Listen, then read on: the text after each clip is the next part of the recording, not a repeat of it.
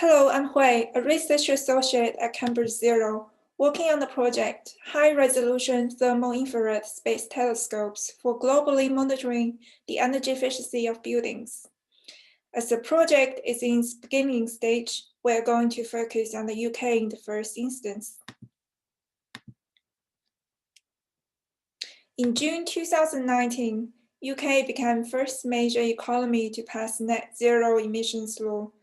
Parliament passed legislation requiring the government to reduce the UK's net emissions of greenhouse gases by 100% relative to the 1990 levels by 2050.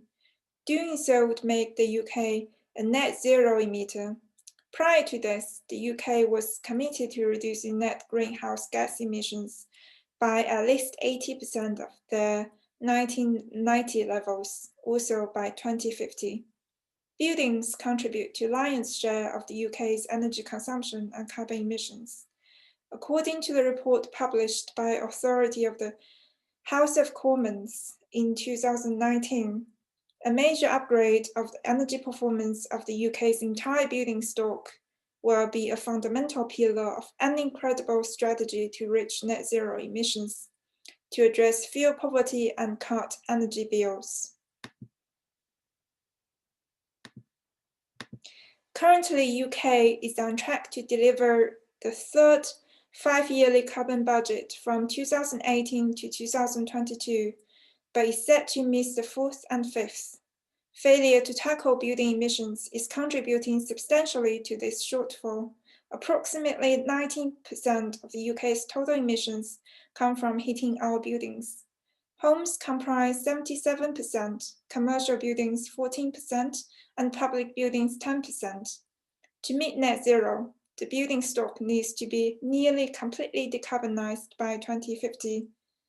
As the figure summarizes, emissions from the residential sector are projected to progressively deviate from the Climate Change Committee's least cost pathway.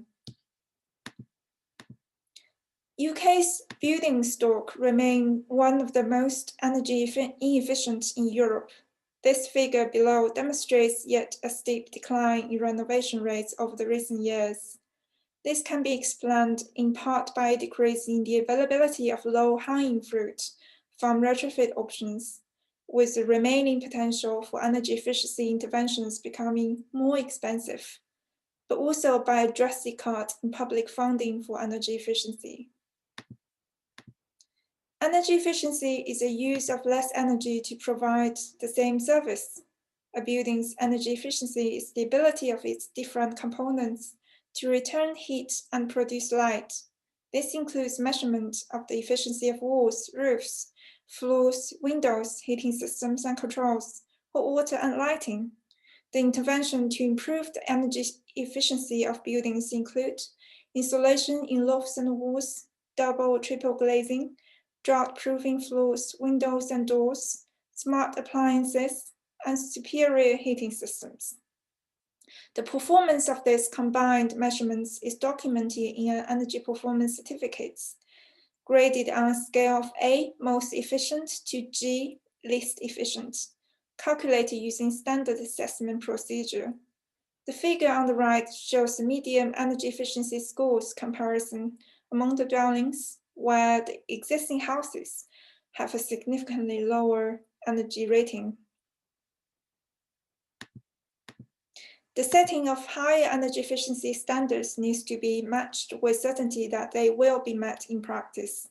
However, there is ample evidence suggesting that there is a substantial gap between the modeled energy efficiency performance of dwelling as designed and their actual performance as built, called performance gap. The performance gap on fabric heat loss sometimes can reach more than double the design value.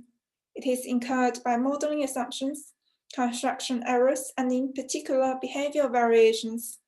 Research carried out during my master and PhD projects at Behavioural and Building Performance Group at Department of Architecture here in Cambridge suggests that behavioral impact on energy savings and retrofit can outweigh that from physical improvement, depending on occupants' behavioral patterns and household archetypes.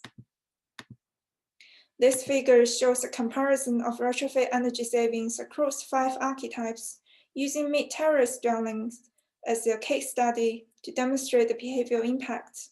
We can see some retrofit measures can be significantly more effective in households such as active spenders compared with that from inactive users. Essentially, the effectiveness of each retrofit measure varies depending on the household types. This information is crucially missing in current energy performance certificates and retrofit recommendations, as behavior has been standardized and any variation has not been taken into consideration. This is where the current project, using thermal infrared imagery collected from space, can really help to identify the buildings that need significant carbon emission reduction based on their actual energy use, observed based on the building heat loss. The two graphs are generated using emulated data from NASA database, collected using airplane, aiming to represent what it looks like when the first high-resolution thermal infrared Earth observation telescope is designed to produce output in order to target building energy efficiency. This will hugely improve monitoring system with higher efficiency and effectiveness and reduced cost and disruption. The output can be used to assist the government and local councils on monitoring energy efficiency policy and programs, keep track of the cities and nations' carbon footprint. Industries such as construction companies will also be able to benefit from the satellite data provision by providing better retrofit services, delivery, and monitoring. Community groups and NGOs can benefit from it by offering more accurate retrofit advice and recommendations. And academics can also use it for research and development on devising better energy efficient retrofit strategies.